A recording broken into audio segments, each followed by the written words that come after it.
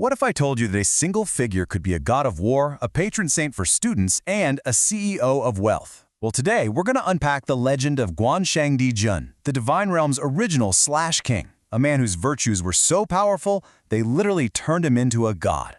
I mean, think about it for a second. When you think of the gods, they usually have their one thing, right? A god of war, a god of wisdom, a god of wealth. But all three? Rolled into one? It sounds impossible. But these wildly different jobs all belong to a single, legendary figure. And that figure is Guan Sheng Di Jun. You know, in today's language, you'd call him the ultimate king, a true multi-hyphenate of the heavens. His story is honestly one of the most incredible journeys, from a mortal man to a deeply revered god. So how does that even happen? How does a mortal general climb the career ladder all the way to divine CEO? Well, it all starts with a man whose reputation for honor was so powerful, it didn't just outlive him, it grew into a legend that would span centuries. See, long before he was a god, he was Guan Yu, a real guy, a general from the late Eastern Han dynasty, and he was part of this legendary sworn brotherhood with Liu Bei and Zhang Fi. You can kind of think of them as the original Avengers of their time. Their bond was absolutely unbreakable, and it really became the bedrock of his entire story.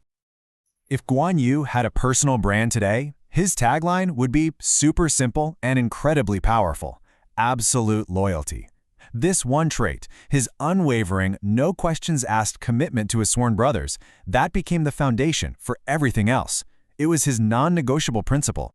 Okay, check out this timeline. It's basically his posthumous career path, and it is insane. He starts out as a respected historical figure, a man, but after he dies, his legend just takes on a life of its own. It begins as this grassroots movement, with regular people worshiping him as a hero. This goes on for centuries, and the devotion gets so intense that by the Qing dynasty, the emperor pretty much has no choice but to make it official. He grants him the title Guan Sheng Di Jun, the Divine Emperor. It's got to be one of history's most epic promotions, right? So what did he do to earn that kind of reverence? Well, his legend was really built on two key stories that show off his biggest virtues. Let's start with the first one, which was this massive test of his loyalty. So here's the scene. Guan Yu gets temporarily captured by a powerful rival, Cao Cao. Now, Cao Cao has huge respect for Guan Yu and really wants to recruit him, so he makes him an offer that seems impossible to refuse. We're talking immense wealth, power, beautiful women, the whole package. And his response is what defines him. He takes the mansion, but he immediately divides it. He puts his sworn brother's family in the safe, protected inner court while he himself stands guard outside, all night, every night. And what does he do to pass the time? He reads the Spring and Autumn Annals, which was basically the ultimate textbook on duty and loyalty. So he wasn't just passively resisting temptation, he was actively sharpening the very principles he lived by. And that's the whole point, right? Guan Yu proved that true strength isn't just about what you can do on the battlefield. It's about having an unbreakable moral compass.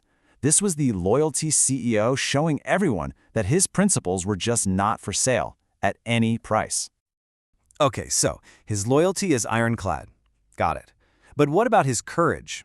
Well, the next story cemented his reputation for something else entirely, a level of bravery that was, frankly, superhuman. The situation was grim. Guan Yu had been hit by a poisoned arrow, and the poison had seeped right into his bone.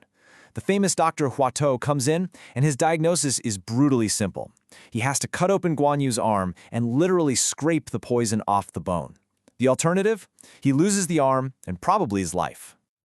His reaction here is the stuff of legend. You gotta remember, there was no anesthesia.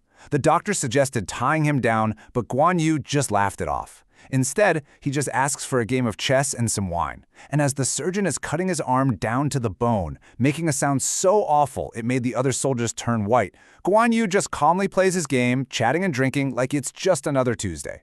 That is a mastery of mind over body that is just completely off the charts. This story wasn't just about a high pain tolerance. It was a demonstration of a will made of pure steel, a total mastery over fear and his own body that seemed almost supernatural. His courage was, without a doubt, absolute ceiling level. So, with this reputation for legendary loyalty and superhuman courage locked in, he ascends to the divine realm. But his job description didn't just stop at God of War. His portfolio got surprisingly diverse.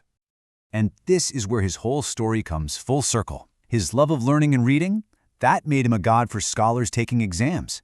That famous oath of brotherhood, it made him the ultimate guardian for anyone bound by a promise. And his unwavering integrity? That made him a natural patron for police and businesses, people who depend on trust. And that's why he's a god of wealth. It's not about greed, it's because he was incorruptible. He ensures deals are fair and integrity gets rewarded. Every single part of his mortal life ended up informing his divine resume. So what can we take away from all this? You know, in a world that's always telling us to specialize, to pick one lane and stay in it, the legend of Guan Sheng Di Jun offers a really powerful counterargument. It suggests that maybe it's not the number of skills you master, but the core virtues you live by, things like loyalty, courage, and integrity, that truly define your potential. Perhaps the ultimate career isn't about doing many things, but about being one thing, consistently and without compromise. It's a pretty powerful idea to think about.